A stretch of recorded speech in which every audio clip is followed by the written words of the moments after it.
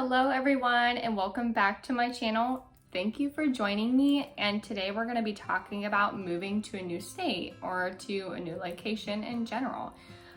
This became an idea recently to do a video on due to not only the circumstances that are hitting our world right now, and my heart and my prayers go out to any of you who are currently going through this situation of having to move to a new location, not necessarily by choice, but also this is something that a couple years ago, 3 years actually exactly, that my husband and I moved for the first time 13 hours away from our hometown. And if we had seen more videos of other people's experiences online, we know that it would have really helped us answer a lot of these questions that we had about what is it like to move, what should we be pre-planning, or what happens once we get there.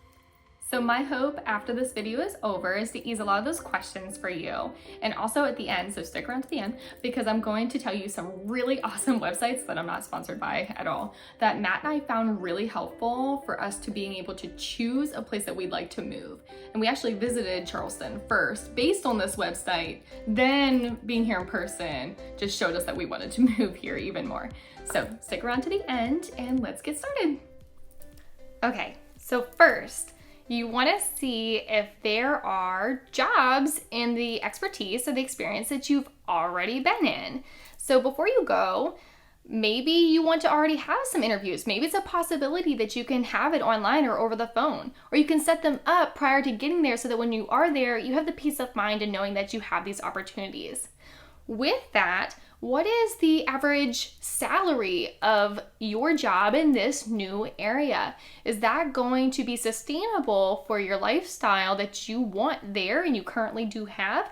And will it provide new opportunity to have more of a lifestyle that you are having a goal to get? It's also important to see how many job listings there are for the job that you are trying to get. If there's just one or two, that could be a red flag. Maybe you want to keep your eyes peeled for some other locations, or perhaps the challenge excites you and it doesn't worry you, and there's so many other things that go into considering where a great place would be to live, like culture or climate, and maybe those things outweigh the chance to having a job in your current expertise or experience field.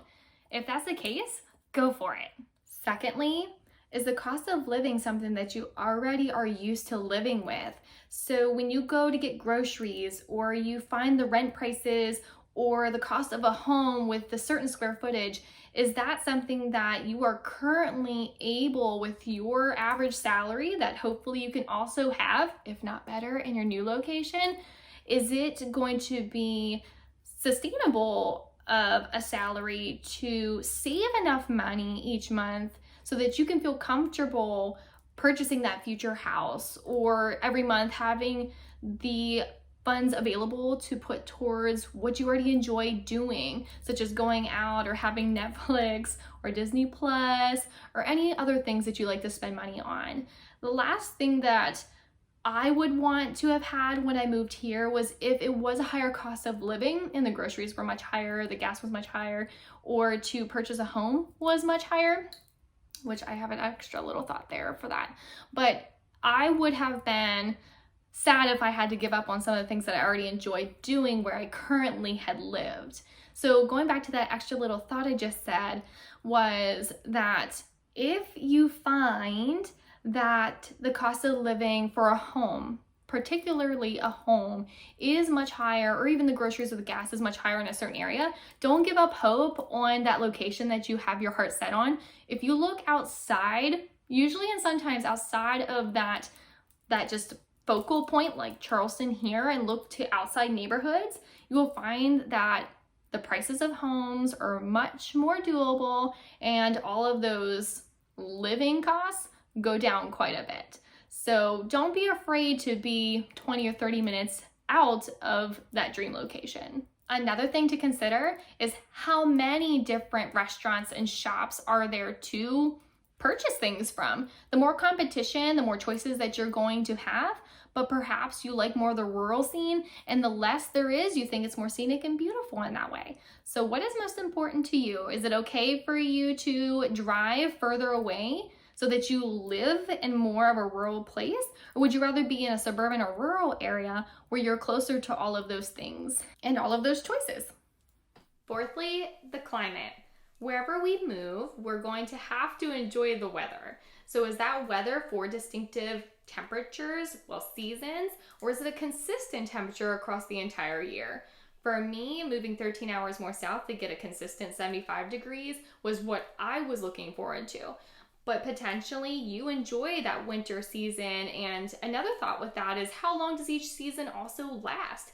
Think about the wardrobes that you might already have, or you might have to sell, buy, replace, so that you can live in this new location. This is really an opportunity for you to pick the climate zone of your personal choice.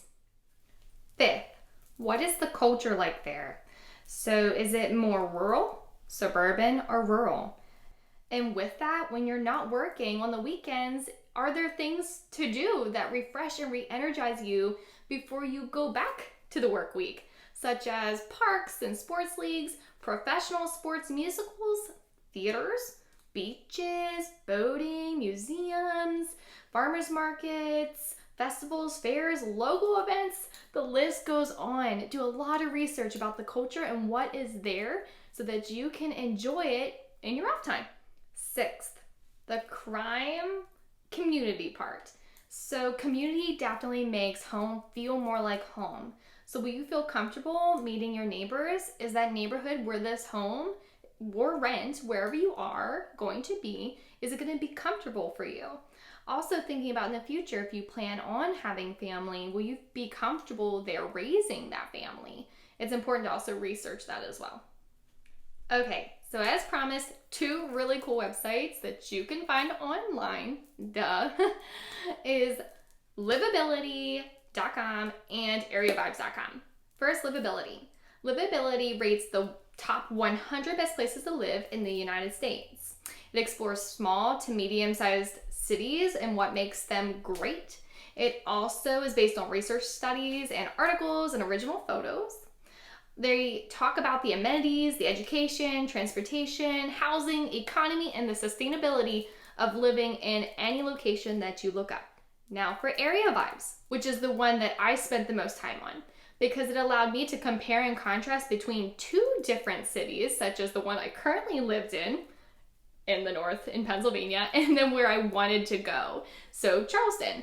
And then even when I was down to my last couple choices, like maybe Myrtle Beach or Charleston, I was able to compare them directly too. So Area Vibes ranks 35,000 cities and neighborhoods with a livability score.